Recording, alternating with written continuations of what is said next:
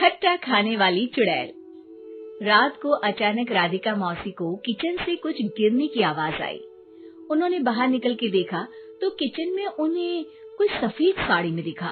वो चीख पड़ी, हे भगवान, आलतू जलाल तू आई भला को टाल तू, आलतू जलाल तू आई भला को टाल तू।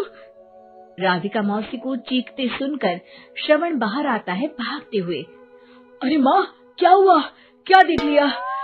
दादी माँ आ गई क्या सपने में? अरे बेटा, रसोई में देख तो कौन है? श्रवण रसोई में झांक कर देखता है और उसे कोई नहीं दिखता अंदर। अब रसोई में तो कोई नहीं है माँ।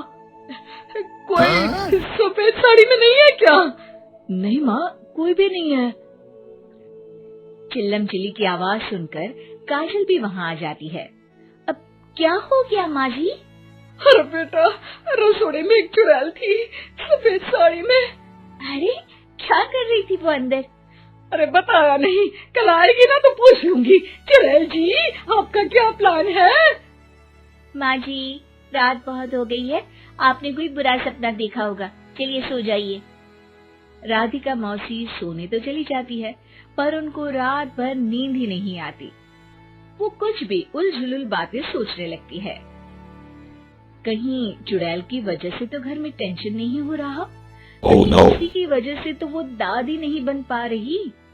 सुबह जब राधिका मौसी रसोड़े में छानबीन करती है तो पाती है कि नींबू का अचार गायब है। चुड़ैल नींबू का अचार ले गई, मुझे तो ठीक नहीं लग रहा कुछ।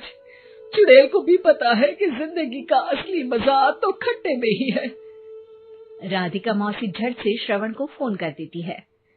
बेटा, मुझे समस्या समझ में आ गई है, हमें एक तांत्रिक की जरूरत है। अरे क्या बोल रही हो माँ, तांत्रिक की क्या जरूरत है?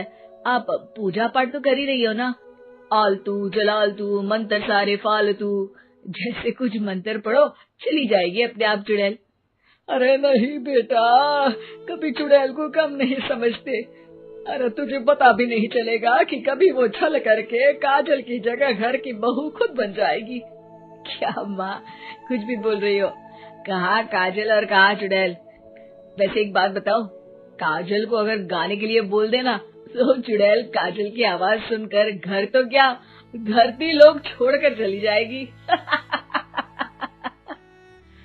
तुम ना पढ़े लिखे बच्चे हर चीज को मजाक समझते हो। तुम रहने दो, मैं खुद ही तांत्रिक को बुला लेती हूँ। अच्छा सुन, शाम को इमली लेके आना। क्या है कि चटनी खाए बहुत दिन हो गए है ना? नहीं माँ, इमली तांत्रिक से ही मंगवा लो ना, आटा वगैरह भी उसी से पिसवा लेना। देखो मुझे काम करना है। श्रवण रात को कई तरह की सब्जियों के साथ माँ के कहने पे चटनी के लिए इमली भी ले आया था, लेकिन राधिका मौसी के दिमाग में अलग ही फिल्म चल रही थी। उन्हें अब सिर्फ शक ही नहीं यकीन होने लगा था कि शायद चुड़ैल ने श्रवण पर अपना जाल बिछा दिया था, जिस वजह से श्रवण उनकी बात ही नहीं मान रहा था। पर कोई नहीं, आने वाली रात में राधिका मौसी खुद तैयार हो गई चुड़ैल को पकड़ने के लिए। रुद्राक्ष की माला, तुलसी का पत्ता, हनुमान चालीसा सब हाथ के पास ही था, बस चुड़ैल का इंतजार था। और जैसा राधिका मौसी ने सोचा था वैसा ही हुआ। वो चुड़ैल उस रात भी आई, पर वो राधिका मौसी से तेज निकली और राधिका मौसी के उससे पकड़ने के पहले ही वो भाग खड़ी हुई। जरूर बहू पे साया है उस चुड़ैल का, तभी तो श्रवण के कमरे में गई है। और अगली सुबह राधिका मौसी पिछली रात हुए हमले में किन चीजों का नुकसान हुआ उसका हिसाब लगा रही थी। उनके खेमे से एक आम के अचार की शीशी भी गायब हो चुकी थी, और वो इमली भी जो कल श्रवण लेकर आया था। राधिका मौसी इस बारे में सोच ही रही थी कि श्रवण जल्दी से रसोड़े में आकर दवाइयों की पोटली ढूंढने लगता है। अरे बेटा, क्या हो गया? अब माँ, वो काजल की तबीयत खराब है, बहुत घबराहट हो रही है उसे। हे भगवान, मैंने पहले ही कहा था कि तांत्रिक को बुला लेते हैं, पर नहीं। अब देखो, उस चुड़ैल ने काजल को अपने वश में करना शुरू भी कर दिया है। हालांकि श्रवण भूतों में विश्वास नहीं करता था, पर अब वो भी डर जाता है। और राजी हो जाता है एक तांत्रिक को बुलाने के लिए। कुछ ही घंटों में तांत्रिक आ जाते हैं और राधिका मौसी तांत्रिक जी को सब बता देती है। घोर संकट, घनघोर संकट, चुड़ैल को मारू जोर चाकट, ओम भट स्वाहा खटखा के आहा। अरे ये क्या मंत्र है? मेरे खुद के ओरिजिनल मंत्र है, कल रात को ही लिखे हैं, अच्छे लगे तो दाद चाहूंगा।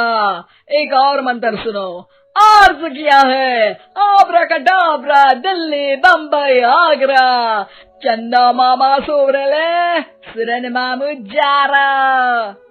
ये मंत्र है? अरे कोई 40 वालीसा पढ़ो ना। वक्त कम है, 40 नहीं पड़ेंगे, 20-25 में काम चलाना पड़ेगा। अलग निरंजन जाके लंदन, मुफ्त का मंजान घिस मेरे नंदन। अरे जल्दी करो तांत्रिक जी, जल्दी करो। तांत्रिक अपने उल झलूल मंत्र पढ़ने लगता है। श्रवण को तांत्रिक पे शक होता है। वो अपने एक डॉक्टर दोस्त को कॉल कर देता है ताकि कोई अनहोनी हो तो इमरजेंसी में चीजें मैनेज हो जाए।